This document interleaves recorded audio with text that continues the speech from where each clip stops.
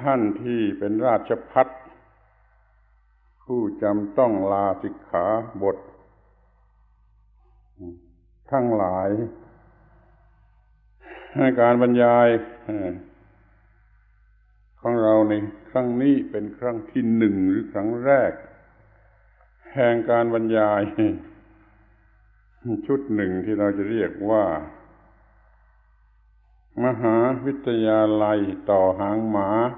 10 ครั้งฟังดูก็หยาบคายมากแต่มันมีความจริงอย่างนั้นคือเป็นการประท้วงการศึกษาในโลกทั้งโลกที่มันไม่สมบูรณ์มันยังเหมือนกับหมาหางด้วนมันไม่พูดสิ่งที่มนุษย์ควรจะรู้ให้สมบูรณ์คือไม่ได้สอนกันแต่หนังสือกับอาชีพส่วนที่จะเป็นมนุษย์กันอย่างไรที่จะสร้างสันติภาพในโลกนี้ได้ไม่ได้สอนนี่เราก็จะพูดกันในส่วนนี้ส่วนที่มันยังขาดอยู่นี่จึงเรียกว่าเป็นการต่อหางสุนัขที่มันยังด้วนอยู่หรือจะให้มองไปอีกทางหนึ่งก็ว่าต่อยอดพระเจดีย์นั่นมันอาจจะเกินไปอีกทางหนึ่งก็ได้ต่อเพียงเพื่อสวยงามต่อหางสุนัขนี่มันไม่ใช่เพียงเพื่อสวยงามอย่างเดียวมันเพื่อความจำเป็นอย่างอื่นที่มันจะเดินตรงเป็นต้นทำไมเราจะไปเรียกว่ามหาวิทยาลัยเพราะว่ามันเป็นการศึกษาชั้นสูงสุดของมนุษย์ยังไงระดับสูงสุดของมนุษย์ที่นี่มีความมุ่งหมายจะให้ได้รู้เรื่องที่ยังขาดอยู่แม้กระทั่งว่านั่งกลางดินมีผลอย่างไรเขาเรียนกันแต่บนตึกเรียนราคาล้านมันก็โง่แก่การที่จะรู้ว่าถ้านั่งกันกลางดินจะมีผลอย่างไรนั่นเราก็มานั่งกันกลางดินซึ่งเป็นเจตนาของผมให้พวกคุณต้องมานั่งกลางดินยิ่งกว่านั้นอีกก็คือว่าเป็นที่ระลึกแก่พระพุทธเจ้าผู้ประสูติก็กลางดินตรัสรู้ก็เมื่อนั่งกลางดินเมื่อสอนพระสาวกก็เมื่อนั่งกลางดินเมื่อนิพพานก็นั่งกลางดินนอนกลางดินนี่มันที่ระลึกแก่พระพุทธเจ้ามันไม่เป็นที่ระลึกเปล่ามันเป็นความรู้ให้เรารู้ว่าไอ้นั่งกลางดินเนี่ยมันมีผลอะไรบ้างแก่จิตใจอย่างน้อยที่สุดมันก็มีผลให้รู้จักธรรมชาติให้สัมผัสธรรมชาติซึ่งเป็นเจ้าของธรรมะเป็นของธรรมชาติธรรมชาติเป็นเจ้าของธรรมะเพราะว่าธรรมะนั่นคือเรื่องของธรรมชาติเรื่องของกฎของธรรมชาติซึ่งในความหมายนี้รวมทั้งพระเป็นเจ้าในศาสนาอื่นศาสนาพุทธมีกฎของธรรมชาตินี่เป็นพระเจ้าเหมือนกับที่ศาสนาอื่นเขามีพระเจ้าแล้วก็ยังหมายถึงหน้าที่ตามกฎของธรรมชาติที่สิ่งที่มีชีวิตจะต้องประพฤติปฏิบัติไม่ฉะนั้นมันจะตายหรือมันจะไม่ได้สิ่งที่ควรจะได้ความหมายสุดท้ายก็คือผลที่เกิดมาจากการปฏิบัติถูกต้องตามกฎของธรรมชาติอีกนั่นเองเราชอบที่จะทำอะไรให้มันใกล้ชิดธรรมชาติหรือเป็นการสัมผัสธรรมชาติอยู่เสมอ สำหรับการบรรยายครั้งแรกหรือชั่วโมงแรกนี้ผมจะพูดโดยหัวข้อว่าคู่ชีวิตชื่อมันก็แปลกๆกันไหมไหนๆมันก็แปลกแล้วครับมันแปลกไปเสียให้หมดบรรยายครั้งที่หนึ่งว่าด้วยคู่ชีวิตบอกเลยก็ได้ว่าสิ่งซึ่งเป็นคู่ของชีวิตนั่นคือพระธรรมคู่ชีวิตนั่นคือพระธรรมเราจะได้พูดกันถึงเรื่องสิ่งที่เรียกว่าชีวิตก่อนในโรงเรียนในมหาวิทยาลัยในโลกเขาสอนเรื่องของชีวิตกันแต่ในทางวัตถุที่เรียกว่าไบโอชีวิตไบโอโลจีเนี่ยมันเรื่องชีวิตก็ชีวิตแต่ในทางวัตถุเท่านั้นถ้าเป็นเรื่องทางไบโอโลจีมันก็เป็นหมาหางด้วนอีกตามเคยเพราะมันบอกชีวิตแต่ในแง่ของวัตถุหรือไบโอที่เราจะมาต่อหางให้เป็นเรื่องชีวิตที่สมบูรณ์คือชีวิตในฝ่ายนามธรรมที่เขาใช้คำว่า spirituality คำนี้หมายถึงนามธรรมเป็นเรื่องจิตเป็นเรื่องวิญญาณเป็นเรื่องสติปัญญาชีวิตนี้สำคัญกว่าชีวิตในที่เป็นฝ่ายจิตฝ่ายวิญญาณฝ่ายสติปัญญาเนี่ยมันสำคัญกว่าอยากจะให้รู้เสียเลยเป็นหลักว่าไอ้เรื่องต่างๆที่เกี่ยวกับมนุษย์เกี่ยวกับความสุขความทุกข์ของมนุษย์นี่ทั้งหมดทั้งสิ้นพอจะแบ่งได้เป็น3ระดับคือ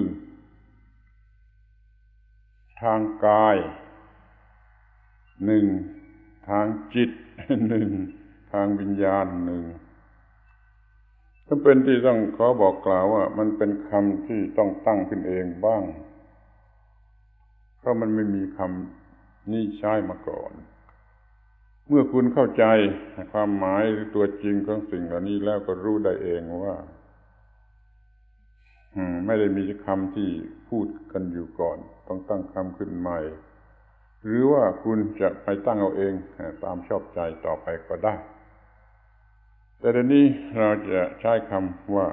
เรื่องทางกายเรื่องทางจิตเรื่องทางวิญญาณถ้าเข้าใจ3ความหมายนี้แล้วมันจะง่ายมากในอนาคตสำหรับพวกคุณที่จะเข้าใจธรรมะอันกว้างขวางเรื่องทางกายก็คือเกี่ยวกับวัตถุภายนอกกายกับทางวัตถุภายในกายกับทางร่างกายของคนนี่เราเรียกว่าเรื่องร่างกายมันก็มีของมันระบบหนึ่งแหละปัญหาของมันก็มีอยู่ระบบหนึ่งไม่เหมือนส่วนอื่นเรื่องทางจิตซึ่งมันเป็นของประจำกันมากับสิ่งที่เรียกว่าชีวิตเนี่ยสิ่งใดมีชีวิตมีร่างกายนะมีร่างกายแล้วมันก็ต้องมีชีวิตเพราะว่าร่างกายมันหมายถึงของสิ่งที่มีชีวิตและสิ่งที่มีชีวิตนี่ต้องมีจิตนะไม่ฉะนั้นมันเป็นไปไม่ได้คนพวกอื่นก็อาจจะสอนหน่อยอย่างต้นไม้นี่ไม่มีชีวิตไม่มีจิตบางพวกว่าไม่มีชีวิตด้วยซ้ำไปที่ถือกันโดยมากในหมู่นักธรรมว่าต้นไม้นี่ไม่มีจิตไม่มีวิญญาณมันก็ตามใจเขาเท่าที่เราเรียนมาสังเกตศึกษามาสิ่งที่มีชีวิตแม้ต้นไม้นี่ก็มีจิตมีวิญญาณคือมันรู้สึกได้ต่ออันตรายหรือต่อความสุขความสบายมันต่อสู้เพื่อรอดอยู่ได้เพราะมันมีความรู้สึก เรื่องนี้ไม่เป็นไรต่อไปในอนาคตเขาก็จะเปิดเผยให้เล่าให้เรียนให้รู้กันได้โดยทางวิทยาศาสตร์มีนักศึกษากลุ่มหนึ่งพยายามศึกษาค้นคว้าเรื่องนี้แล้วก็เปิดเผยผลของการค้นคว้ากระทั่งพิสูจน์ได้ว่ามนุษย์ต้นไม้นี่มีความรู้สึกกลัวตายรู้สึกไม่อยากตายรู้สึกดิ้นรนเพื่อจะให้อยู่รอดเขาทำเครื่องวัดขึ้นวัดไอ้ความรู้สึกของไอ้ต้นไม้ที่ยังเป็นๆนี่วัดได้ว่ามันมีความรู้สึกแสดงออกมาทางเข็มของเครื่องวัดรู้สึกกลัวรู้สึกหวั่นไหววิทยาศาสตร์ทางวัตถุก็จะพิสูจน์ได้ว่าต้นไม้มีความรู้สึก ในหลักโบราณในศาสนาก็ถือว่าต้นไม้มีความรู้สึกมีจิตมีวิญญาณกระทั่งพูดเลยไปถึงว่าเทวดาสิงสถิตอยู่พระพุทธเจ้าทรงบัญญัติวินัยการทำลายต้นไม้เนี่ยทำลายชีวิตต้นไม้มีอาบัติเท่ากับทำลายสัตว์ที่มีชีวิตอย่างนี้เป็นต้นยอมรับความมีชีวิตหรือความมีจิตมีความรู้สึกนั่นเองที่สิ่งที่เรียกว่าจิตนั่นมันแยกออกไปจากกายมันต้องอาศัยกายนี่เป็นที่ตั้งเหมือนสำนักงานแล้วมันก็ทำหน้าที่ของจิตคือความรู้สึกคิดนึกคัมภีร์โบราณในพุทธศาสนาเราแต่ไม่ใช่พุทธภาษิตนะเขาว่าจิตหรือวิญญาณนี่ตั้งอยู่ที่ก้อนหัวใจเรียกว่าหัตถยวัตถุคือหัวใจในหัวใจสูบฉีดโลหิตเขาว่าอย่างนั้นมันขัดกับความรู้สมัยนี้ซึ่งไอ้ความรู้สึกต่างๆนี่มันมีที่ตั้งอยู่ที่สมองที่มันสมอง นี่ผมก็เห็นด้วยกับฝ่ายที่ว่ามันตั้งอยู่ที่มันสมองส่วนเนื้อสมองจิตความรู้สึกระบบประสาทเนี่ยมันมีสำนักงานอยู่ที่มันสมอง ไม่ได้อยู่ที่หัวใจอย่างในพระคัมภีร์เช่นคัมภีร์วิสุทธิมรรคเป็นต้นว่าพิสูจน์กันอย่างเดียวนี้ก็คงจะได้ง่ายๆเช่นว่าถ้าเราผ่าตัดเปลี่ยนหัวใจเสียเป็นคนละหัวใจไอ้ความรู้สึกคิดนึกมันก็ไม่เปลี่ยนเนี่ยเพราะมันอันเดิมที่สมมติว่าผ่าตัดสมองเปลี่ยนสมองเสียเนี่ยจะเปลี่ยนหมดความรู้สึกคิดนึกจะเปลี่ยนหมดทั้งความรู้สึกคิดนึกมันมีสำนักงานอยู่ที่มันสมองเป็นของประจำกันมากับสิ่งที่มีชีวิตจะต้องมีจิตจึงถือว่าระบบนี้จิตเนี่ยมันเนื่องอยู่กับระบบประสาทซึ่งเนื่องกันอยู่กับกาย มันเป็นระบบหนึ่งที่จะเป็นจิตดีหรือจิตไม่ดีจิตสงบหรือจิตฟุ้งซ่านจิตเป็นสมาธิหรือจิตไม่เป็นสมาธิจิตรู้สึกเป็นสุขหรือเป็นทุกข์อย่างนี้เป็นต้นนี่คือระบบจิต ที่ระบบที่สามเราจะเรียกว่าระบบทางวิญญาณเพราะเราไม่มีคำเก่าที่ใช้กันอยู่ก่อนเราผูกเอาเองว่า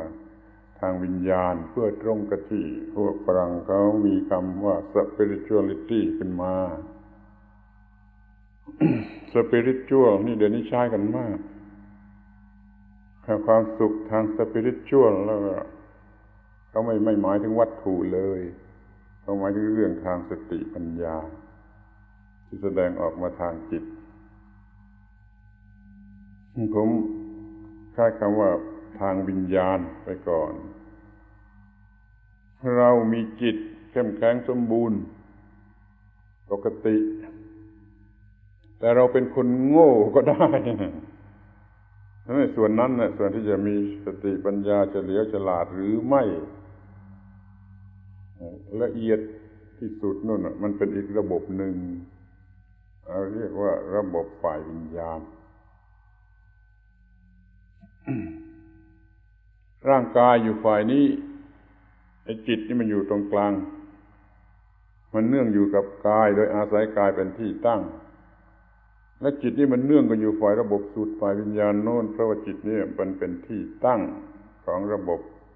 สติปัญญาหรือวิญญาณเช่นเดียวกับว่า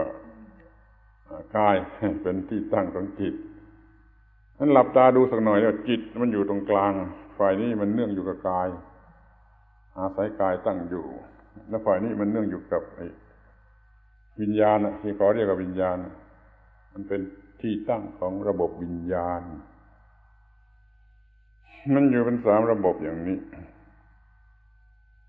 เดี๋ยวนี้ก็มีคำครบแล้วว่าไอ้ physical นี่มันคือฝ่ายกายไอ้ mental มันอยู่ตรงที่จิตนั่นเองไอ้ spiritual มันอยู่สุดฝ่ายนู้นคือฝ่ายวิญญาณหรือฝ่ายปัญญาเราเกิดมีคำใช้ครบแล้วในโลกแล้วในภาษาไทยนี่อันที่3นี่ไม่รู้จะเรียกอะไรผมก็เรียกว่าทางวิญญาณไปก่อนจึงพูดสำหรับจำง่ายๆว่าถ้าเรามีปัญหาทางร่างกายเช่นเจ็บไข้ทางร่างกายก็ไปหาหมอที่เชี่ยวชาญทางร่างกายบำบัดทางฟิสิกส์นี่ถ้าว่าเราเป็นเจ็บไข้ทางจิตก็ไปที่โรงพยาบาลโรคจิตจะแก้โรคทางจิตแต่ถ้าเราเป็นโรคทางวิญญาณแล้วก็ไม่มีโรงพยาบาลไหนในโลกต้องไปโรงพยาบาลของพระพุทธเจ้าคือระบบธรรมะไปแก้ไขด้วยระบบธรรมะแก้โรคทางวิญญาณควรจะเข้าใจแจ่มชัดในระบบ3ประการนี้ให้ดีเพื่อว่าเราจะสามารถจะรู้ว่าเดี๋ยวนี้เรากำลังเป็นโรคชนิดไหนจะแก้ไขกันอย่างไรที่ไหนรู้ไหมข้อธรรมะก็เหมือนกันแหละมันก็จะมีแยกประเภทเป็นว่ามันจะแก้ปัญหาทางกายหรือแก้ปัญหาทางจิตหรือแก้ปัญหาทางวิญญาณในทางธรรมรู้จะเรียกว่าทิฏฐิมากกว่าทิฏฐินี่คือทางวิญญาณกายวาจาให้อยู่ฝ่ายกายจิตมันอยู่ที่จิตปัญญาหรือทิฏฐิมันอยู่ระบบที่3ในทางธรรมทางคัมภีร์นี่ใช้กันโดยมากว่าทางทิฏฐิถูกทิฏฐิผิดนี่เรื่องทางวิญญาณในเรื่องที่มันเกี่ยวกับคนเรานี่มันแบ่งได้เป็นทางกายทางจิตทางวิญญาณอย่างนี้เพราะฉะนั้นชีวิตนี่ก็เหมือนกันมันแบ่งได้เป็น3ระดับหรือ3ความหมาย อย่างนี้เองชีวิตทางกายก็อย่างวิชาไบโอโลจีชีวิตทางจิตก็เรื่องทางจิตอย่างสมัยปัจจุบันแล้วเรื่องทางวิญญาณก็เป็นเรื่องของศาสนาเพราะว่าศาสนาทั้งหลายมุ่งจะแก้ปัญหาทางวิญญาณเป็นส่วนใหญ่ทั้งนั้นชีวิตจึงมีอยู่3ชนิดชีวิตทางกายมีปัญหาทางกายแก้ไขกันไปตามทางกายในทางจิตก็แก้ไขไปทางจิตทางประสาทในส่วนทางวิญญาณนั้นต้องแก้ไขไปตามทางวิญญาณซึ่งล้วนแต่มีศาสนาเป็นหลักกันทั้งนั้นหลายศาสนาแล้วแต่ว่าใครจะถือศาสนาอะไรเขาก็ใช้ศาสนานั้นเป็นเครื่องมือแก้ไขปัญหาทางวิญญาณของตน เรามีทางกายทางจิตทางวิญญาณแต่ถ้าจะให้เหลือเพียง2มันก็ได้คือทางรูปและทางนามทางกายนี่คือทางกายทางจิตกับทางวิญญาณนี่มันเป็นเรื่องทางฝ่ายวิญญาณด้วยกันคือฝ่ายที่เป็นนามธรรมด้วยกันในบาลีที่พบว่ามีโรคทางกายและโรคทางจิตใช้คำว่าอย่างนั้น แต่จิตของท่านนะหมายทั้งทางจิตและทางวิญญาณเดี๋ยวนี้เราจะให้มันเข้าใจง่ายเราแยกกันสามซะเลยทางกายอย่างหนึ่งคือทางไบโอโลจีแล้วก็ทางวิญญาณทางหนึ่งรวมทางจิตเข้าไว้ด้วยเพราะว่าวิญญาณต้องอาศัยจิตเป็นที่ตั้งและทั้งหมดนั้นมันต้องอาศัยกายเป็นที่ตั้งระบบวิญญาณตั้งอยู่บนจิตจิตตั้งอยู่บนกายทั้งหมดมันมารวมอยู่ที่กลุ่มกายนี่ก็ถือโอกาสรู้เสียด้วยเลยว่าคำว่ากายนั่นนะเขาแปลว่าหมู่ภาษาบาลีแท้ๆคำว่ากายแปลว่าหมู่ไม่ได้แปลว่าเนื้อหรือเนื้อหนังหรืออะไรทำนองนี้คำว่ากายแปลว่าหมู่เช่นพลกายนี่ก็หมู่พลคือกองทัพนะพลกายกายแปลว่าหมู่นี่ไอ้ร่างกายนี่ก็แปลว่าหมู่เพราะว่ามันประกอบด้วยอะไรมากมายเหลือเกินกว่าจะเป็นหนึ่งร่างกายขึ้นมาได้กายเป็นที่อาศัยของจิตจิตเป็นที่อาศัยของวิญญาณอย่างที่ว่าคราวนี้ก็มาดูชีวิตทางฝ่ายร่างกายก็ไปเรียนไบโอโลจีตั้งแต่ว่าโลกนี้มันไม่มีชีวิตมันกี่พันล้านปีมาแล้วที่มันแยกมาจากดวงอาทิตย์จนกว่ามันจะเริ่มมีให้สิ่งที่มีชีวิตเช่นว่าเย็นลงมีน้ำมีของเขียวชีวิตเกิดขึ้นนั่นแหละมันเริ่มมีชีวิตทางฝ่ายกายวิวัฒนามาเป็นสัตว์เซนเดียว2 เซน 3 เซนอะไรเรื่อยมาจนกระทั่งว่าเป็นสัตว์เลื้อยคลานเป็นสัตว์เดรัจฉานโดยสมบูรณ์แล้วก็มันเพิ่งจะมีอย่างชนิดที่เรียกว่าเป็นคนหรือคล้ายคนนี่เมื่อสัก1-2 ล้านปีมานี้มั้งเขาว่านะไม่ใช่ผมว่าผมก็ว่าตามที่เขาศึกษามาแล้วเขาก็สอนกันไว้มันจะเป็นคนชนิดที่พอจะเรียกว่าคนไม่ใช่ครึ่งคนครึ่งลิงนี่สัก100,000 หรือ 200,000 ปีมานี่คนนี่มันก็เจริญทางร่างกายจนมีร่างกายอย่างคนนี่คนทางฝ่ายร่างกายไปเรียนไบโอโลจีเกี่ยวกับเรื่องนั้นเราจึงเกิดมีชีวิตทางกายมีชีวิตทางวิญญาณเมื่อมีสติปัญญาสมบูรณ์แก่คนนี่จึงมีคนชนิดที่มีสติปัญญามีชีวิตทางวิญญาณเกิดขึ้นคงจะพร้อมๆกันว่าเมื่อศาสนาที่เป็นหลักฐานเกิดขึ้นในโลกคนจึงมีความเป็นคนชนิดที่ทางฝ่ายวิญญาณฝ่ายสติปัญญาขึ้นมาซึ่งเขาถือกันว่าประมาณสัก 8,000 ปีมาเนี่ยที่มนุษย์มีมันสมองสมบูรณ์พอที่จะรู้จักเรื่องทางจิตทางวิญญาณเป็นระบบศาสนาขึ้นมา 8,000 ปีอยู่นี่มันก็แก่กว่าพุทธศาสนาสัก 5,000 ปีครึ่งเรานี่มัน 2,000 ปีครึ่ง 2,000 ครึ่ง2 ปี 2,500 ปีเกิดพระพุทธเจ้านี่มันสูงสุดทางวิญญาณนะในทางวิญญาณในระดับที่ยังไม่สูงสุดเขาก่อนหน้านั้นไปอีกสัก 5,000 กว่าปีจึงถือว่าชีวิตที่ประกอบไปด้วยความสมบูรณ์ทางวิญญาณทางสติปัญญาพอที่จะรู้เรื่องของวิญญาณนี่สัก 8,000 ปีนั้นถ้าชีวิตทางกายก็ถอยหลังไปนู่นไปเมื่อมันเกิดไอ้ชีวิตที่จะเป็นชีวิตทางกายทางวัตถุทางกายและชีวิตทางสติปัญญานี่ก็เมื่อสัก 8,000 ปีมานี้เราก็ได้2 ชีวิตแล้วเห็นไหม ชีวิตในแง่มุมทางฝ่ายวัตถุฝ่ายกายเนี่ยเป็นมาอย่างไรไอ้ชีวิตในฝ่ายสติปัญญาสิทธิวิญญาณนี่เป็นอย่างไรดูชีวิตทางกาย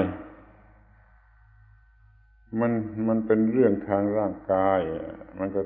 ต้องการเหตุปัจจัยอาหารทางร่างกายมันก็ต้องการปัจจัยส่งเสริมทางร่างกายเดี๋ยวนี้เราถือเป็นหลักว่าอาหารเครื่องนุ่งห่มที่อยู่อาศัยเครื่องบำบัดโรคภัยไข้เจ็บนี่ปัจจัยสำหรับทางกายชีวิตทางกายจะร้อนเป็นทุกข์เรียกว่าร้อนก็แล้วกันเป็นทุกข์เพราะมันขาดแคลนวัตถุปัจจัยของร่างกายนับตั้งแต่ไม่มีอาหารกินไม่มีเครื่องปกปิดร่างกายที่อยู่ที่อาศัยชีวิตทางกายร้อนขึ้นมาเป็นทุกข์ขึ้นมาเพราะมันขาดแคลนปัจจัยทางฝ่ายร่างกาย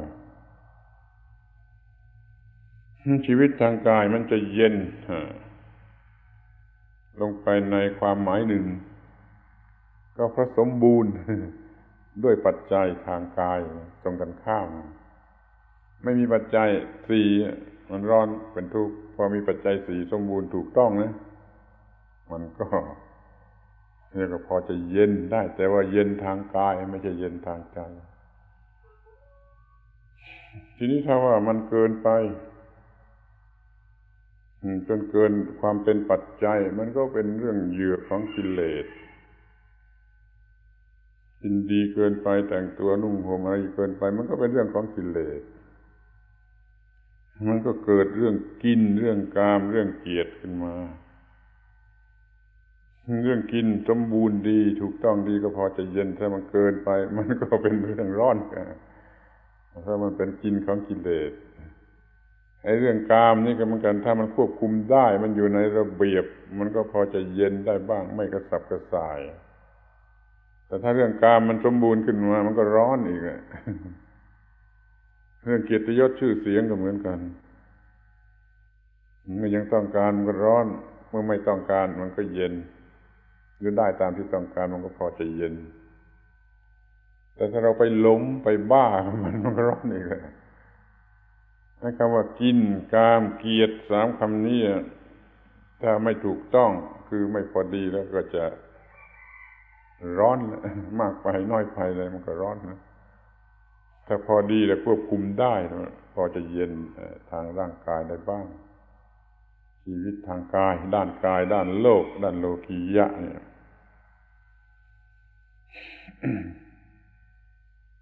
ทีนี้ก็อยากให้รู้ซะเลยนะว่าไอ้เรื่องทางกายนี่หรือทางวัตถุนี่มันคาบเกี่ยวกับเรื่องทางจิตไอ้ร้อนทางจิตมันก็แสดงออกทางกายกับจิตมันไม่แยกจากกันได้เพราะว่าจิตมันมีหน้าที่รู้สึกแม้เป็นเรื่องทางกายมันก็เป็นเหมือนประตูหรือหนทางที่จะให้อะไรมันเข้าไปถึงจิตประตูเข้าแล้วมันก็เป็นประตูออกสำหรับให้เรื่องทางจิตเนี่ยแสดงออกมาทางกายออกมาภายนอกมาสู่โลกร่างกายของเราที่ประกอบอยู่ด้วยตาหูจมูกลิ้นกายมันเป็นประตูสำหรับอะไรเข้าไปหาจิตหรือสำหรับกิริยาของจิตมันแสดงออกมาข้างนอกนี่ท่านเรียกว่าประตูคุณได้ยินคำนี้กันบ้างแล้วเป็นแน่ปัทวารทั้งหกคือตาหูจมูกลิ้นกายใจนี่มันเป็นประตูอย่างนี้ที่เห็นชัดๆก็ไอ้ห้าอย่างข้างต้นตาหูจมูกลิ้นกายเป็นประตูแก่จิตรับอะไรก็ไปทางนี้แล้วส่งอะไรออกมาทางนี้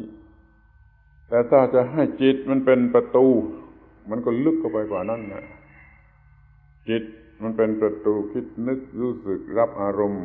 ข้างนอกเข้าไปสู่ส่วนลึกของอะไรก็ไม่รู้จะเรียกว่าอะไรในส่วนลึกของจิตของสันดานจิตในส่วนลึก มีจิตในส่วนนอกเนี่ยสำหรับผ่านเข้าออกก็ไม่ต้องพิจารณาอะไรมากให้พิจารณาไอ้ที่มันร้ายกาจยุ่งยากอยู่ทุกวันคือตาหูจมูกลิ้นกายทั้งหมดนี่รวมเรียกว่ากายเป็นทวารส่งของข้างนอกก็ไปหาจิตส่งเรื่องของจิตออกมาสู่ของข้างนอก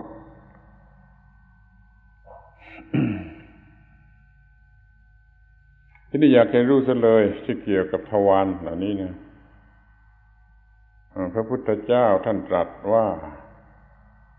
นรกทางอายตนะฉันเห็นแล้วสวรรค์ทางอายตนะฉันเห็นแล้วเมื่อก่อนนั้นเขาพูดกันถึงเรื่องนรกอยู่ใต้ดินอย่างภาพเขียนฝาผนังนั่นมันคือนรกทางกายนรกทางวัตถุหมายถึงร่างกายถูกกระทำอย่างนั้นให้เป็นนรกอยู่ใต้ดินตามที่ว่าแล้วสวรรค์นะก็อยู่ข้างบนฟ้าข้างบนนู่นมีวิมานมีผู้เสวยสวรรค์เป็นบุคคลมีนางฟ้าส่งเสริมความสุขเป็นร้อยนั่นนะคือสวรรค์ข้างบนแต่เป็นเรื่องทางกายหรือทางวัตถุทั้งนั้นนรกกับสวรรค์ชนิดนั้นเขาพูดกันอยู่ก่อนพระพุทธเจ้าเขาสอนกันอยู่ก่อนแต่คุณจับใจความไม่ได้มันเป็นเรื่องทางกายเนี่ยเจ็บปวดทางกายอยู่ใต้ดินอร่อยทางกายอยู่ข้างบนเรียกว่าสวรรค์ทีนี้พระพุทธเจ้าท่านมาตรัสสมัยว่านรกที่อายตนะฉันเห็นแล้วก็คือที่ตาหูจมูกลิ้นกายใจมีนรกเมื่อทำผิดมันร้อนขึ้นมาทางตาหูจมูกลิ้นกายใจเนี่ยมันนรกที่ไม่ใช่วัตถุแล้วที่ไม่ใช่กายแล้วมันเป็นนามธรรมเป็นความรู้สึกเป็นทุกข์ร้อนอยู่ที่ตาหูจมูกลิ้นกายใจเนี่ยนรกฝ่ายวิญญาณฝ่ายนู่นฝ่ายกายฝ่ายนี้ฝ่ายวิญญาณที่สวรรค์ก็เหมือนกันเมื่อถูกต้องสำหรับจะเป็นสุขสนุกสนานอยู่ที่ตาหูจมูกลิ้นกายใจมันก็นั่นน่ะคือสวรรค์มันเป็นสวรรค์ทางวิญญาณมันคู่กันอยู่อย่างนี้มันคู่กันมาอย่างนี้ถ้าเอาวัตถุเอาร่างกายเป็นหลักนรกอยู่ใต้ดินสวรรค์อยู่บนฟ้าแล้วก็เป็นไปตามเรื่องนั้นแต่เอาเรื่องฝ่ายนามฝ่ายวิญญาณเป็นหลักและทั้งนรกทั้งสวรรค์มันอยู่ที่ตาหูจมูกลิ้นกายใจคือความรู้สึกที่เกิดขึ้นที่นั่นให้พูดอย่างนี้เลยเป็นชี้ไปยังตัวจริงให้พูดอย่างโน้นแล้วมันอุปมาเหมือนกับว่าถูกฆ่าถูกเผาถูกต้มถูกอะไรอยู่หรือว่าอารมณ์อันเป็นกามคุณอยู่นั่นควรจะเป็นอุปมาแต่เขากลับเอาเป็นตัวจริงที่ผมอธิบายตามพระบาลีเรื่องตัวจริงว่าไอ้ร้อนอยู่ที่อายตนะทั้งหกนี่เป็นนรกสบายอยู่ที่อายตนะนี่เป็นสวรรค์เขากลับหาว่านี่อุปมานี่มันกลับกันอยู่อย่างนี้ใครโง่ใครฉลาดคุณก็ไปคิดเอาเอง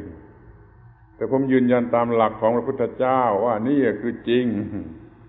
นรกที่อยู่ที่อายตนะหกนี่คือนรกจริงสวรรค์ที่อยู่ที่อายตนะหกนี่คือสวรรค์จริงท่านจึงตรัสว่าฉันเห็นแล้วก็ไม่ได้พูดตามที่เขาพูดกันอยู่ก่อนพระองค์ที่เขาพูดกันอยู่ก่อนพระองค์เขาพูดกันว่าอย่างนั้น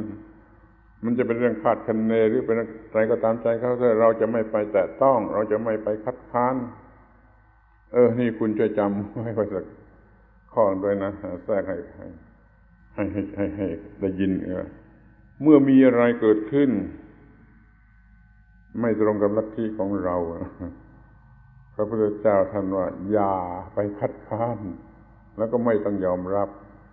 เมื่อเราไม่เห็นด้วยเราก็ไม่ยอมรับแต่แล้วเราอย่าไปคัดค้านอย่าไปด่าเขาอย่าไปอะไรเขาก็บอกว่าคุณว่าอย่างนั้นก็ถูกของคุณนะเราไม่อาจจะยอมรับ แต่เราก็ไม่ได้คัดค้านแต่เรามีว่าอย่างนี้เราก็พูดของเราไปก็แล้วกันควรจะถือเป็นหลักกันทุกคนนะแต่ลัทธิอื่นเข้ามาในแบบอื่นรูปอื่นเราไม่คัดค้านเราไม่ยอมรับแต่เราบอกว่าของพุทธศาสนานี่เป็นอย่างนี้แล้วก็ว่าไปไม่ต้องทะเลาะกันไอ้ที่มันจะไปทำลายของเขายกตัวของตัวขึ้นมานี่มันจะได้ทะเลาะกันมันจะทำอันตรายกันเพราะไอ้หลักธรรมะนั่นเองพระพุทธเจ้าท่านจึงไม่พูดถึงเรื่องอะไรที่เขาพูดกันอยู่ก่อนในหลายๆเรื่องรวมทั้งเรื่องนรกสวรรค์นี่ด้วยแต่ท่านพูดขึ้นมาใหม่เป็นเรื่องของท่านว่าฉันเห็นแล้วคืออย่างนี้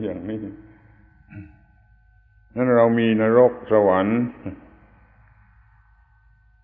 ทั้งที่เป็นกล่าวกันอยู่ตามทางวัตถุทางกายมาสอนในประเทศไทยตั้งแต่ก่อนพุทธศาสนาเข้ามาถ้าพุทธศาสนาเข้ามาเขาก็ไม่ได้เอาคำของพระพุทธเจ้าข้อนี้มาสอนประชาชนก็ยังถือตามก่อนนู้นนรกใต้ดินสวรรค์บนฟ้าไอ้นรกสวรรค์อย่างที่พระพุทธเจ้าตรัสนี่ไม่ค่อยมีใครสนใจพอมาพูดข้าวเขาเห็นว่าเป็นเรื่องอุปมาไปซะอีกมันกลับกันซะอย่างนี้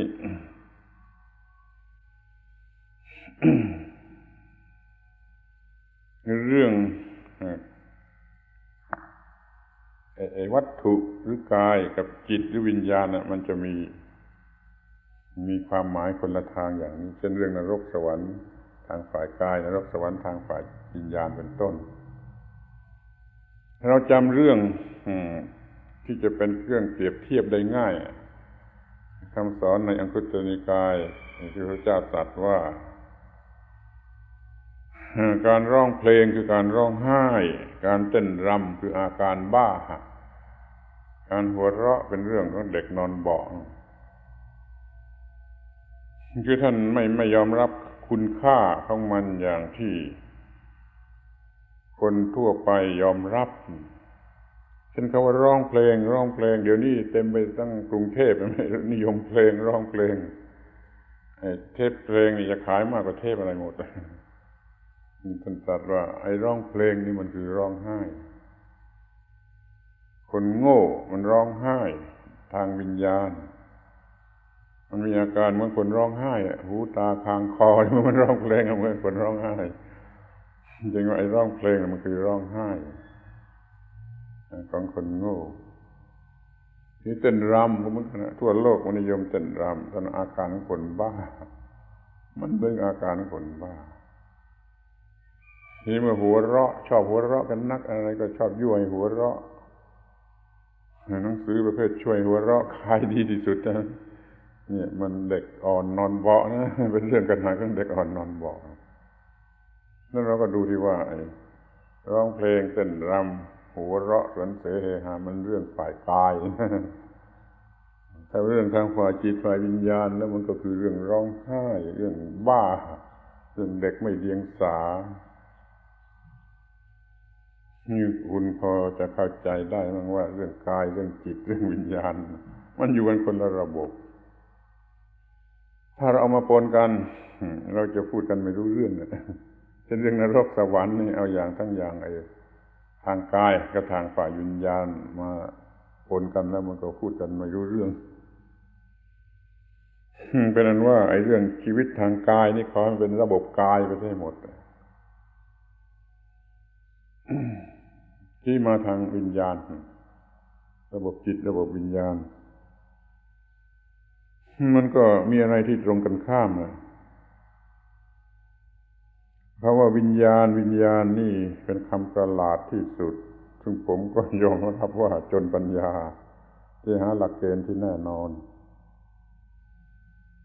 ตามธรรมดาหมายถึงวิญญาณทางตาวิญญาณทางหูทางจมูกทางลิ้นทางกายและทางใจเครื่องทำให้สัมผัสให้สิ่งข้างนอกได้นั่นก็เรียกว่าวิญญาณ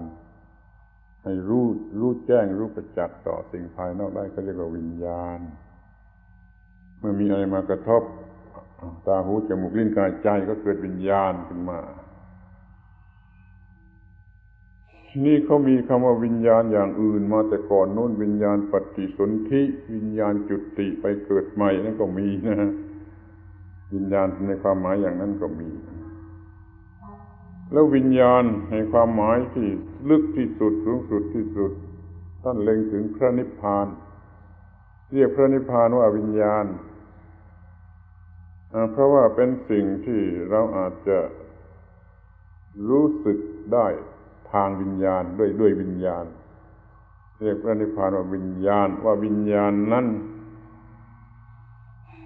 นิทัศนังคือแสดงรูปร่างให้เห็นไม่ได้ไม่แสดงตัวเป็นรูปร่างแล้วก็อนันตังไม่มีที่สุดเรื่องอื่นมีที่สุดเรื่องพระนิพพานเรื่องอสังขตะเท่านั้นที่จะไม่มีที่สุดสัพพโตปพังมีทางเข้ามาหาโดยรอบด้านเหมือนกับแสงไฟมีดวงไฟแล้วก็มีแสงไฟซ่านรอบตัวนี่ก็เรียกว่าสัพพโตปพังได้เหมือนกันมันมีรัศมีรอบด้านออกไปแต่ในนี้ท่านพูดกลับกันว่ามันมีทางที่จะเข้ามาหาเข้ามาถึงเข้ามาบรรลุพระนิพพานเข้ามาได้รอบด้านวิญญาณังนิทัศสนังอนันตังสัพพโตปพังมันนี่จะถึงได้แต่เมื่อดับกิเลสดับอะไรหมดแล้วจะเข้าไปถึงพระนิพพานที่เรียกว่าวิญญาณเอาละเอาให้จับใจความสำคัญไว้แต่เพียงว่าวิญญาณนั้นเป็นเรื่องละเอียดเป็นเรื่องสติปัญญาขั้นสูงสุดชีวิตแบบวิญญาณกันเลยฝ่ายที่มันเป็นในเรื่องจิตเรื่องวิญญาณอันละเอียดอันลึกซึ้งที่สุดในชีวิตร่างกายมันร้อนเพราะความขาดแคลนปัจจัยเป็นต้นชีวิตทางวิญญาณไม่ต้องร้อนเพราะเหตุเช่นนั้นแต่ร้อนเพราะมันเกิดกิเลสขึ้นมาถ้าเกิดกิเลสขึ้นมาระบบวิญญาณร้อนเป็นไฟเลยรู้จักกิเลสกันไว้พอเป็นหลักว่าไอ้สิ่งสกปรกเศร้าหมองแก่จิตใจทำให้จิตใจร้อนคือเรียกว่ากิเลสต้องอาศัยตาหูจมูกลิ้นกายทวารนี่แหละอีกนั่นแหละที่จะให้เกิดกิเลสแก่จิตใจยกตัวอย่างแต่ทางตาก็พอเมื่อตาเห็นรูปเกิดจักษุวิญญาณมีผัสสะระหว่างตากับรูปในขณะแห่งผัสสะนี่คนนั้นมันเป็นคนโง่ปราศจากความรู้ถูกต้องมันก็เกิดเวทนาสำหรับจะหลงรักเวทนาสุขก็หลงรักเวทนาทุกข์ก็หลงเกลียดเวทนาไม่สุขไม่ทุกข์ก็หลงในทางสงสัยกังวลนี่ก็เรียกว่าเวทนาแห่งความโง่ของคนโง่มันก็ให้เกิดความอยากนั่นคือกิเลสน่ารักก็อยากจะได้อยากจะเอาหลงไหลไปทางน่ารักน่าโกรธน่าเกลียดก็หลงไหลไปทางน่าโกรธน่าเกลียดไม่รู้อะไรก็หลงไหลไปด้วยความสงสัยนี่คือความโลภกิเลสคือความโลภเมื่อน่ารักกิเลสคือความโกรธเมื่อมันไม่น่ารักหรือมันไม่ได้อย่างที่ตัวรักแล้วเมื่อมันไม่รู้ว่าอะไรมันก็สงสัยเป็นโมหะโง่จำหลักของกิเลสว่าถ้ากิเลสใดอย่างไรเมื่อไรที่ไหนน่ะมันเป็นเหตุให้เราคว้าเอามากอดรัดเข้าไปหาเข้าไปยึดเอามากอดรัดกิเลสประเภทนี้มันเรียกว่าโลภะคือความอยากนี่ว่ากิเลสประเภทใดเกิดขึ้นแล้วทำให้เราอยากจะผลักออกไปตีให้ตายฆ่าให้ตายทำลายเสียกิเลสประเภทนี้คือโทสะคือโกฏะนี่กิเลสประเภทใดทำให้เราวนเวียนหลงไหลอยู่รอบไม่รู้จะทำอย่างไรนี่เราเรียกว่าโมหะกิเลสมี3อย่างเท่านี้คุณจะตัดสินได้โดยตนเองโดยไม่ต้องถามใครโดยดูที่ตัวกิเลสความรู้สึกของกิเลส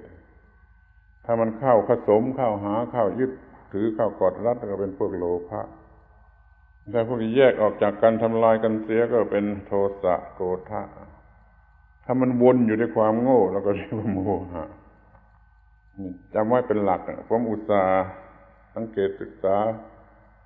ให้เอามาพูดให้ฟังนี่ในมันเป็นสิ่งที่จำเป็นที่สุดนะจึงเอามาพูดให้ฟังแต่ว่าอาจจะไม่มีใครสนใจก็ได้มันก็เลยไม่รู้อยู่นั่นแหละนี่เรารู้จักกิเลสอย่างนี้ถ้าว่าเกิดกิเลสได้ทีหนึ่งมันจะเกิดความเคยชินแห่งกิเลสทีหนึ่งเหมือนกันนั่นเราเกิดกิเลสกี่ครั้งในหนึ่งวันมันจะเกิดความเคยชินเพื่อกิเลสเท่านั้นครั้งเหมือนกัน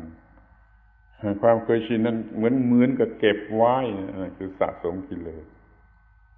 เรียกว่าอนุสัยเมื่อมันทำลงไปจริงๆเรียกว่าตัวกิเลสเช่นโลภเช่นโกรธเช่นหลงแล้วมันสะสมความเป็นอย่างนั้นความเคยชินที่จะเป็นอย่างนั้นไว้ในสันดานนี่คืออนุสัยกิเลสประเภทอนุสัยคือเคยชินที่จะเกิดกิเลสมีอนุสัยมากก็เกิดกิเลสง่ายเราจึงเกิดกิเลสง่ายรักก็รักง่ายโกรธก็โกรธง่ายเกลียดก็เกลียดง่ายกลัวก็กลัวง่ายเพราะมันสะสมอนุสัยแห่งกิเลสไว้มากเกินไปนี่คือกิเลสระบบกิเลสเป็นอย่างนี้นะถ้าเราบังคับไม่เกิดกิเลสไอ้ความเคยชินก็ลดแหละลบหนึ่งมันมาให้เกิดกิเลสควรจะเกิดกิเลสแล้วเราบังคับได้ไม่เกิดกิเลสมันก็ลดไอ้ระบบความเคยชินนั้นลงไปหนึ่งเสมอไปถ้ามันลดหมดก็หมดนะทีหลังมันไม่เกิดกิเลสได้มันก็บรรลุมรรคผลมาเป็นว่านี่คือระบบกิเลสชีวิตทางจิตทางวิญญาณมันร้อนเพราะมันมีกิเลสเกิดขึ้นเช่นเดียวกับระบบทางกายมันร้อนเพราะมันขาดแคลนปัจจัยสี่มันคนละชนิดต้องการกันคนละอย่างปัญหาคนละอย่างงั้นเมื่อมันเย็นชีวิตทางวิญญาณเมื่อมันเย็นก็คือเมื่อปราศจากกิเลสเมื่อว่างจากกิเลสก็เย็นชีวิตฝ่ายวิญญาณเมื่อมีกิเลสมาก็ร้อนพอปราศจากกิเลสก็เย็นไอ้ความปราศจากกิเลสนี่เราจะเรียกให้มันจำง่ายๆไพเราะสักหน่อยว่าความสะอาดความสว่างความสงบแห่งจิตนั่นคือความปราศจากกิเลสแล้วเย็นเข้ามาแล้วก็เย็นชีวิตฝ่ายวิญญาณก็จะเย็นเพราะความสะอาดสว่างสงบคือว่างจากกิเลสก็เปรียบเทียบกันดูระบบกายร้อนเมื่อเป็นอย่างไรเย็นเมื่อเป็นอย่างไรระบบวิญญาณร้อนเมื่อเป็นอย่างไรเย็นเมื่อเป็นอย่างไรเราก็เข้าใจชีวิตดีขึ้นทั้งสองความหมายสรุปว่าชีวิตนี่มันมีเป็นสามระบบได้ตามหลักทั่วไปคือทางกายทางจิตทางวิญญาณดังนั้นปัญหาของชีวิตมันก็มีได้ทั้งสามทางกายอยู่ข้างนอกแล้วก็จิตเนี่ยด้านนี้ติดอยู่กับกายคือระบบประสาทด้านโน้นติดอยู่กับวิญญาณหรือสติปัญญาเป็นที่ตั้งแห่งวิญญาณชีวิตสามระบบรวมกันจะเรียกว่าคนคนหนึ่งก็ได้อันนี้ชีวิตอยู่สามระบบในคนคนหนึ่งจะต้องจัดให้ถูกต้องทั้งสามระบบนะถ้ามันถูกต้องสามระบบนี้เป็นชีวิตที่ถูกต้องนี้แล้วมันจะเข้าถึงชีวิตอีกชนิดหนึ่งเดาที่ว่าคืออะไรเราจะเรียกว่าชีวิตนิรันดรมันคือนิพพานในความหมายที่ว่ามีอยู่เป็นนิรันดรสภาพอันนั้นคอยรออยู่เป็นนิรันดรใครทำถูกทำถึงก็เข้าถึงเรียกว่าเข้าถึงนิรันดรเข้าถึงความเป็นชีวิตที่ไม่มีความทุกข์อีกต่อไปนี่ชีวิตนิรันดรเมื่อชีวิตทางกายทางจิตทางวิญญาณจัดการกันดีแล้วชีวิตนี่ก็จะเข้าไปถึงชีวิตนิรันดร คือนิพพานที่เป็นนิรันดรนิพพานในความหมายที่เป็นนิรันดรก็มีอยู่ธรรมดาเราจะให้นิพพานอยู่ที่นี่อยู่ที่ความเยือกเย็นว่างกิเลสแต่ถ้าว่าความว่างกิเลสนั้นมันเย็นตลอดกาลเป็นนิรันดรเป็นคุณสมบัตินิรันดรของมันก็เรียกว่านิพพานเป็นนิรันดรอาจจะเข้าได้เข้าถึงได้เมื่อชีวิตนี้มันชีวิตในมนุษย์เนี่ยมันทำกันถูกต้องทั้งทางกายทางจิตทางวิญญาณก็จะเข้าถึงชีวิตนิรันดรรู้ไว้ด้วยว่ามันยังมีชีวิตนิรันดรนั่นก็คือนิพพานนิรันดรไอ้นิพพานที่มนุษย์เกี่ยวข้องอยู่นี่มันมีหลายความหมายหลายระดับขอให้เย็นกันแล้วกันจำคำนิพพานว่าแปลว่าเย็นจะได้ไม่ขออภัยจะได้ไม่โง่ตามคนหลายมากทีเดียวนิพพานนี่แปลว่าเย็นภาษาธรรมดาภาษามนุษย์แปลว่าเย็นเมื่อไรเย็นก็เป็นนิพพานเย็นน้อยก็เป็นนิพพานน้อยเย็นระยะสั้นก็เป็นนิพพานระยะสั้นถ้าเป็นเย็นของวัตถุก็นิพพานของวัตถุถ้าเย็นของสัตว์เดรัจฉานก็เป็นนิพพานของสัตว์เดรัจฉานถ้าเย็นของคนก็เป็นนิพพานของคนไม่ใช่อันเดียวกันหรอกแต่ความหมายเดียวกันนะคือเย็นอกเย็นใจนะของคนถ่านไฟแดงๆพอเย็นลงดำนี่ก็เรียกว่าถ่านไฟมันนิพพานภาษาพูดกังกระโน้นแกงกับอาหารร้อนกินไม่ได้ต้องรอให้มันนิพพานแล้วพอจะกินได้จึงเรียกกันมากินว่ามันนิพพานแล้วนี่ภาษาในครัวใช้คำว่านิพพานอย่างนี้ที่สัตว์เดรัจฉานมันมีฤทธิ์มีเดชมีอันตรายจับมาจากป่านั่นคือมันร้อนเนี่ยที่เขามาฝึกจนเชื่องเหมือนกับแมวสัตว์เดรัจฉานตัวนั้นนิพพานหมดร้อนหมดอันตรายไม่ใช่ของคนมันนิพพานของสัตว์เดรัจฉานนี่คนเราจะร้อนด้วยอะไรก็ตามร้อนด้วยความต้องการความหิวความโง่ความอะไรก็ตามมันร้อนก็ยังเขาก็ต้องการความเย็นอะไรมาทำให้เขาเย็นได้บ้างเขาก็จะเรียกว่านิพพานคือเย็นขึ้นมาทันทีจะเป็นคนชาวบ้านโง่เขลาอย่างไรเขาก็มีคำว่าร้อนว่าเย็นนี่ใช้อยู่แล้วเมื่อไรเย็นเขาก็ว่านิพพานนั้นตามประวัติของพระนิพพานสืบสวนดูแล้วมีอยู่ถึงสักสามยุคสามระดับหรือสามยุคหนึ่งคนเข้าใจว่าสมบูรณ์ทางกามารมณ์เป็นนิพพานเพราะมันหิวกามารมณ์มันใจจะขาดมันร้อน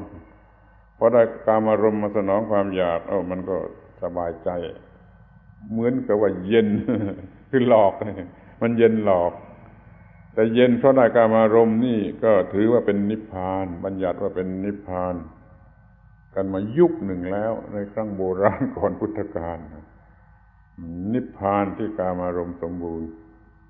ยุคหนึ่งพวกหนึ่งระดับหนึ่งนี่ต่อมามีคนพบว่าไม่ใช่ไอ้นั่นมันร้อนนะเย็นบ้าจิตสงบเป็นสมาธินี่พวกฤาษีมุนีกลุ่มอีกหนึ่งกลุ่มหนึ่งเขาพบว่าไอ้จิตหยุดเย็นเป็นสมาธิเนี่ยนิพพานก็ทำสมาธิกันใหญ่สมาธิก็เกิดขึ้นหลายแบบแล้วแบบที่นิยมกันมากที่สุดก็คือพรหมวิหารเป็นสมาธิด้วยแล้วจะไปเกิดในพรหมโลกด้วยคือเย็นกันให้นานหน่อยเย็นอย่างมีตัวตนให้มันนานๆหน่อยก็ไปอยู่พรหมโลกพอถึงยุคนี้ก็เอาจิตที่เป็นสมาธิคือทางจิตเรื่องทางจิตละจากเรื่องทางกายมาสู่เรื่องทางจิตเอาไอ้ความเป็นสมาธิแห่งจิตเป็นนิพพานยังเกิดฌานเกิดสมาบัติขึ้นหล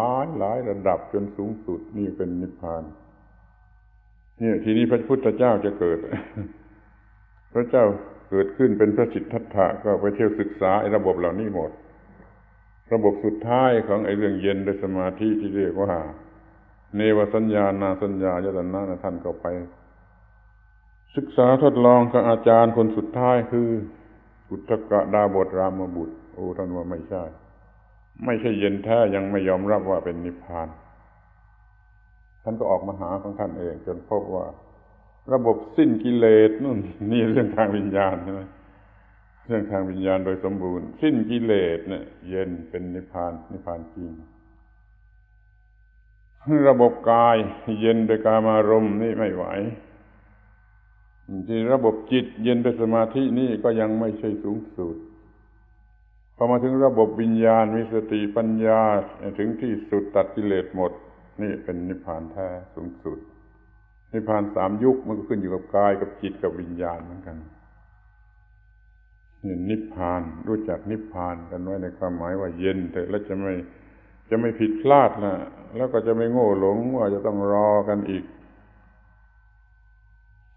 แสนชาติอสงไขยชาติอย่างที่เขาพูดกันนะที่คนแต่ก่อนเขาพูดกันต้องสร้างบารมี10,000 ชาติแสนชาติอสงไขยชาติจึงจะนิพพานเราไม่พูดอย่างนั้นไอ้บารมีของเราที่นี่ตรงนี้ถ้าเราบังคับไม่ให้กิเลสเกิดขึ้นได้ทีหนึ่งอนุสัยก็ลดลงไปทีหนึ่งนี่เราสร้างกันที่นี่100 ครั้ง 1,000 ครั้ง 10,000 ครั้งแล้วก็เย็นลงแล้วเราเย็นได้ที่นี่เมื่อใดจิตมันเย็นด้วยความว่างจากกิเลสแล้วก็เรียกเป็นนิพพานที่นั่นเมื่อนั้นเท่านั้นสั้นก็ได้เล็กก็ได้นานก็ได้เอาความเย็นแห่งจิตเป็นนิพพานถ้ามันไม่เย็นจริงก็ไม่ใช่นิพพานจริงนิพพานชั่วคราวถ้าเย็นจริงสูงสุดเด็ดขาดก็เป็นนิพพานจริงนั้นเมื่อใดจิตว่างจากกิเลสนะสังเกตดูดีศึกษาดูดีว่านั่นน่ะคือพระนิพพานตัวอย่างนิพพานน้อยๆมาให้ดูเป็นตัวอย่างในระยะสั้นๆแล้วก็พยายามที่จะบังคับกิเลสไม่ให้กิเลสเกิดเรื่อยๆเป็นการสร้างบารมีความว่างจากกิเลสระยะที่ว่างจากกิเลสก็จะยาวออกนิพพานของเราก็ยาวออกจนกว่าจะสมบูรณ์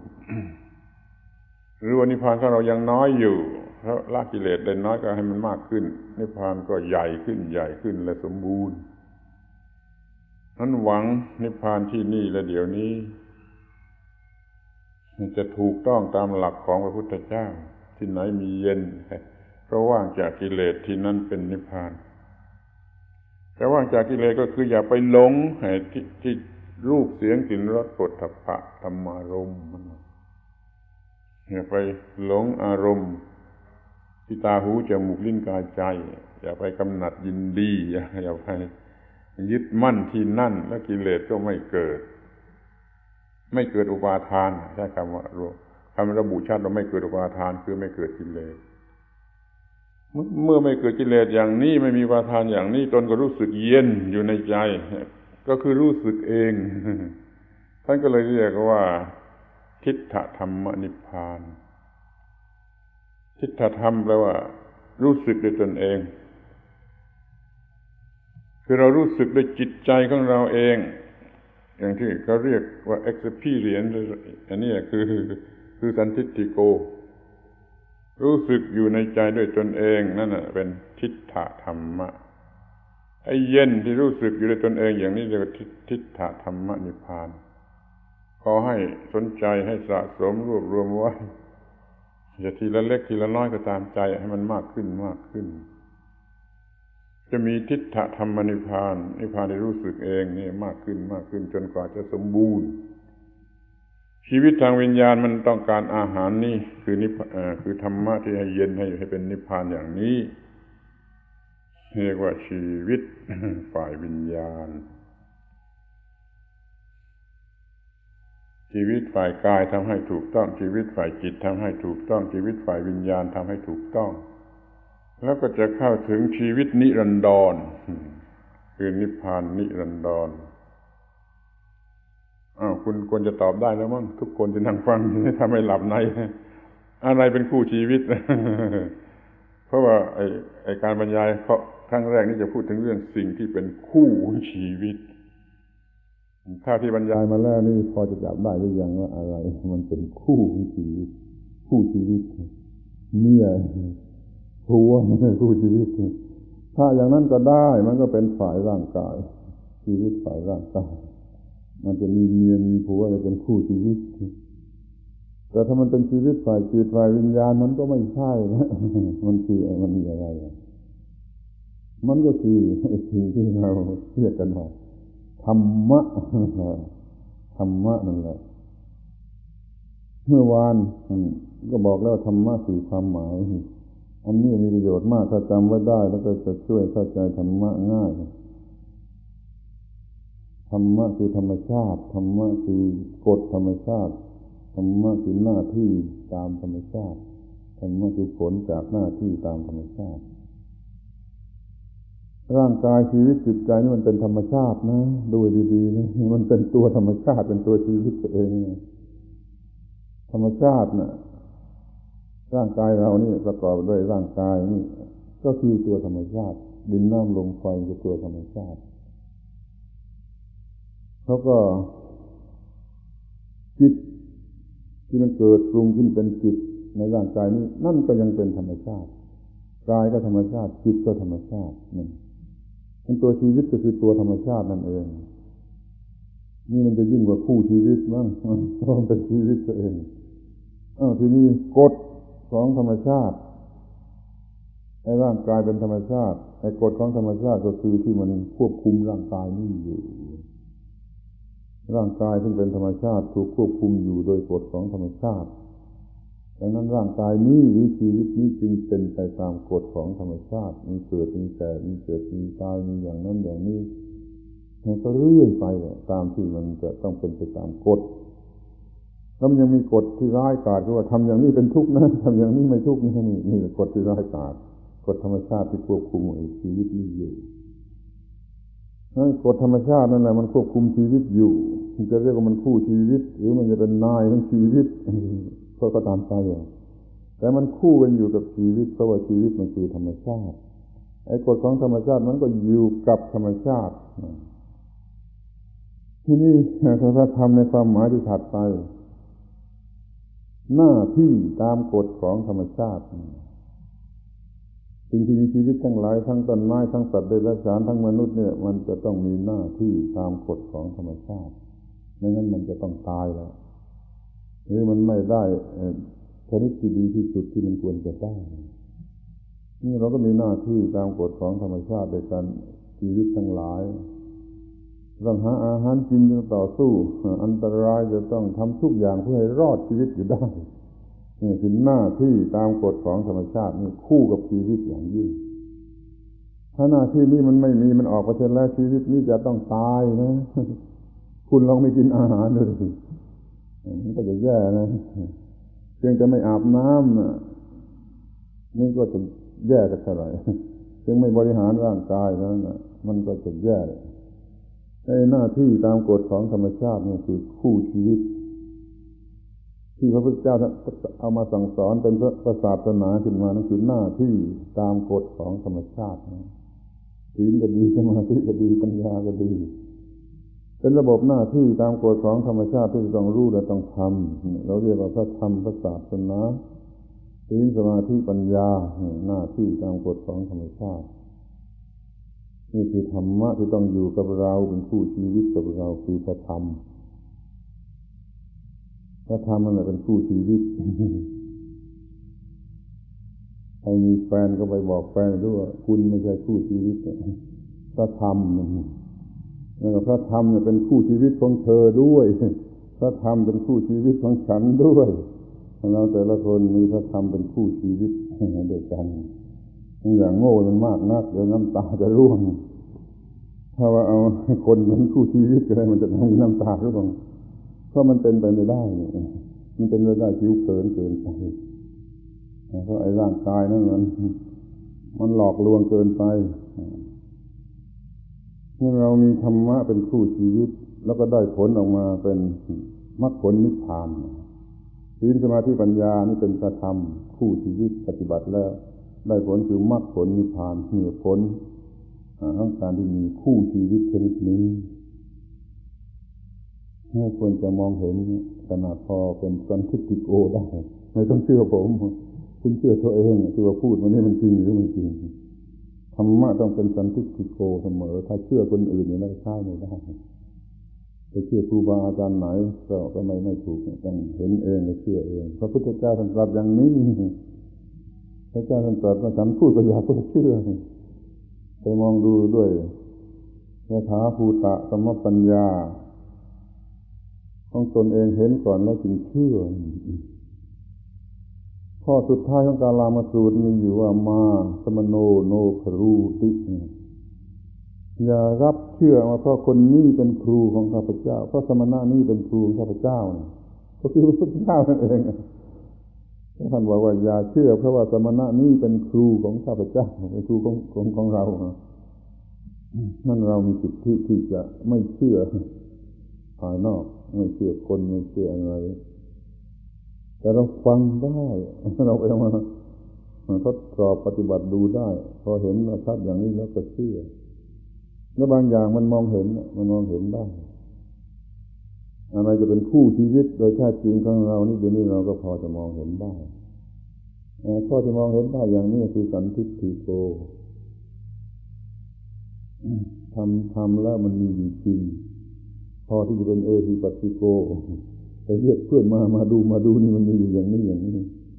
มันจึงเป็นธรรมะจริงถ้าไม่สันทิฏฐิโกไม่มีอยู่จะเรียกใครมาดูได้แล้วยังไม่ใช่ธรรมะที่แท้จริง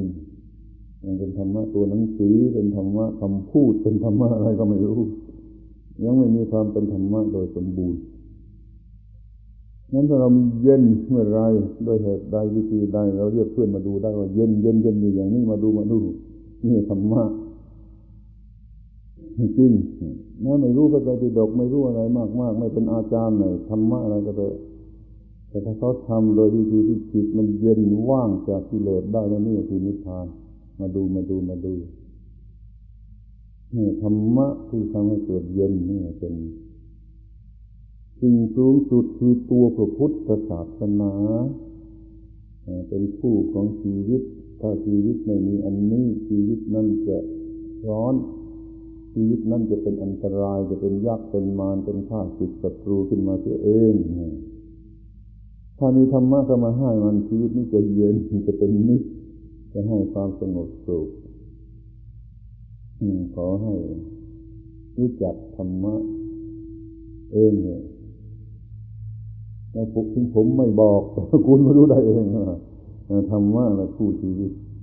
ไม่ใช่แฟนหรือแน่นอนเรื่องที่พูดวันนี้มันเป็นแค่นี้